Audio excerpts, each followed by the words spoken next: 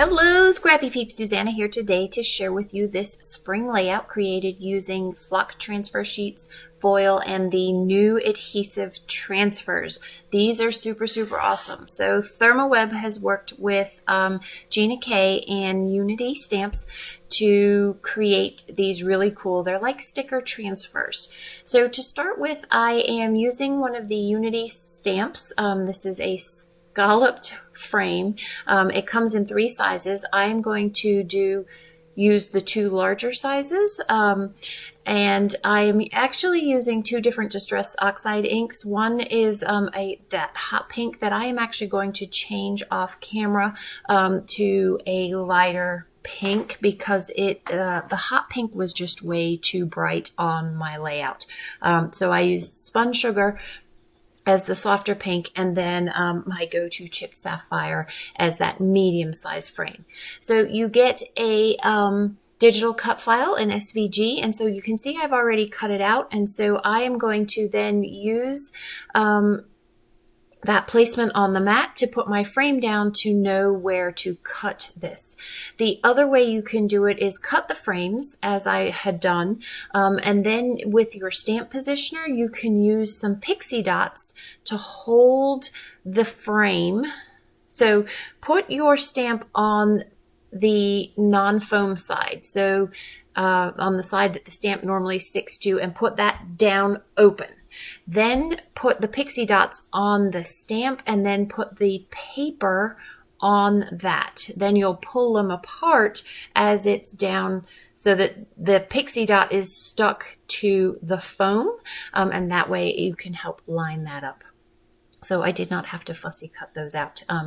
So perfect. So I have 2 photos of my sister and I up in DC with the cherry blossoms behind us, or up in the sky, and then the cherry blossoms themselves. And I am working on a pink pattern cardstock background, and then I am working with the Pink Fresh Studio. I believe it's called Life Right Now, one of the new collections.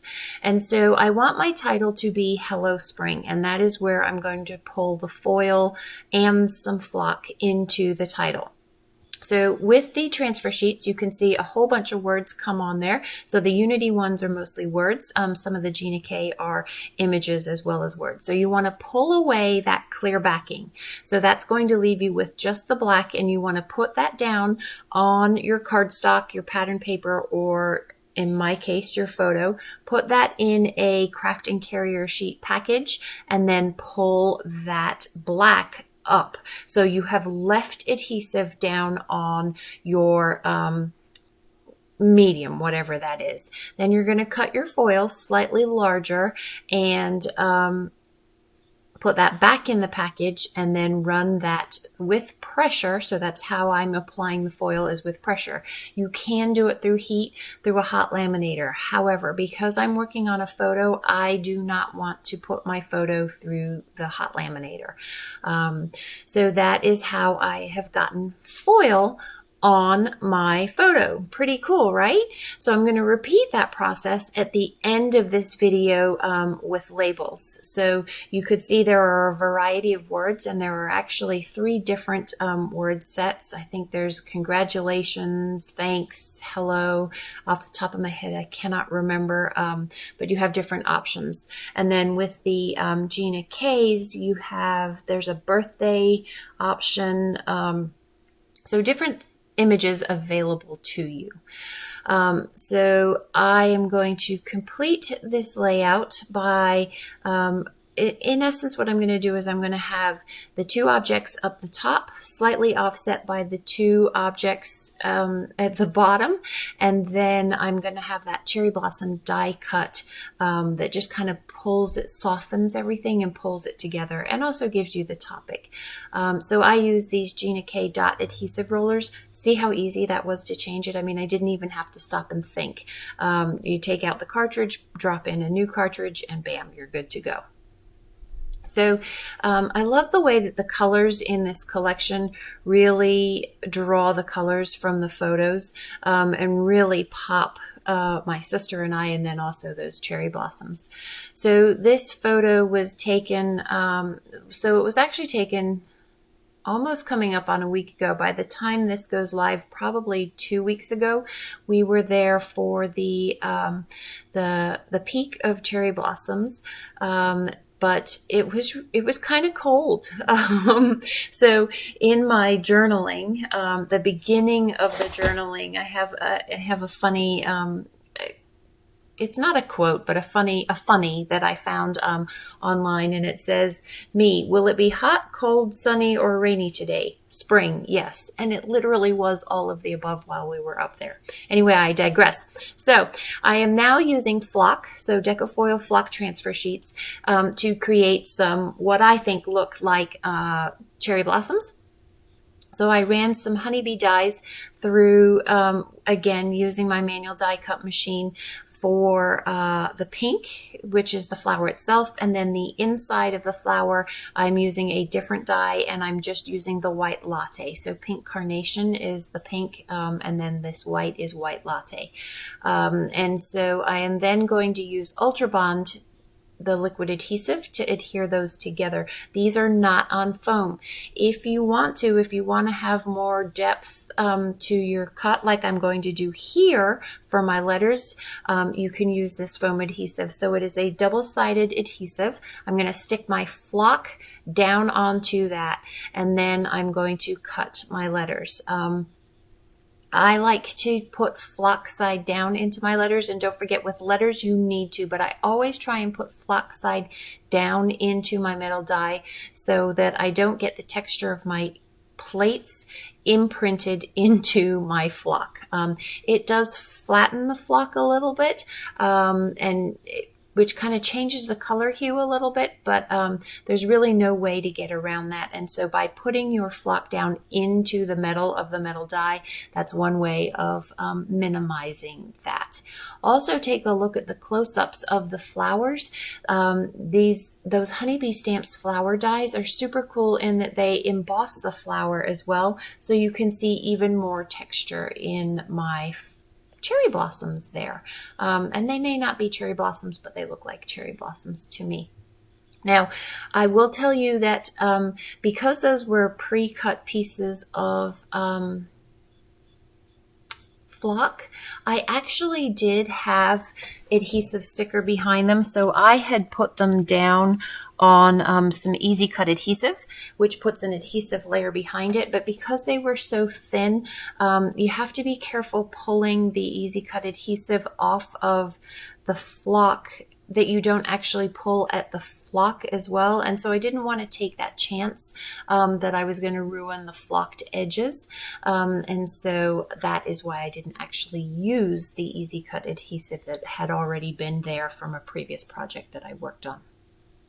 So now I want to stick these flowers down, and I am using medium Zots to do that. You could absolutely use your liquid adhesive, but what I like about this is I literally just plop it down and pick up the adhesive and stick it down. There's no, it's just another option that you have for adhesive. So now I want to cover up that hole. So this is, I wanted that pink for some other project, which just kind of left me this random hole, which I was okay with at the time because I knew I could cover it. Of course, it's not as easy to cover as I thought I was going to, but that's perfect for adding just a little bit more white of that cherry blossom, and that pink provides a really nice contrast that pops the cherry blossom digital die cut. So at this point, I thought I was done, but it really felt imbalanced, and I really felt like I needed another pocket card to the right-hand side of that lower photo. I also felt like I needed a little bit more of the pink, and so I wanted to, and the foil. I definitely felt like I needed a little bit more foil. It just had that one unit up there, which was a little glaring, and I didn't have the contrast throughout the layout. So I found these two labels, as you can see from my LE Studio drawer at the top of my screen there.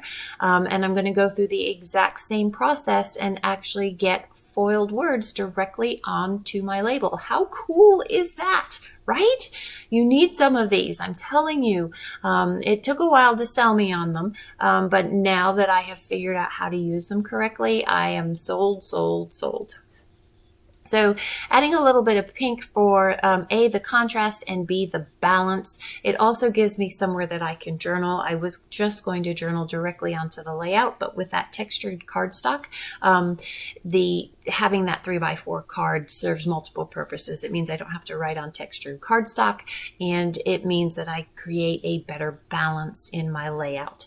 So I'm using my Forever roll of foam. I'm telling you, it's been over a year since I've had that, and if you follow my work, you literally know I use foam on everything. So it'll be interesting to see how long that lasts.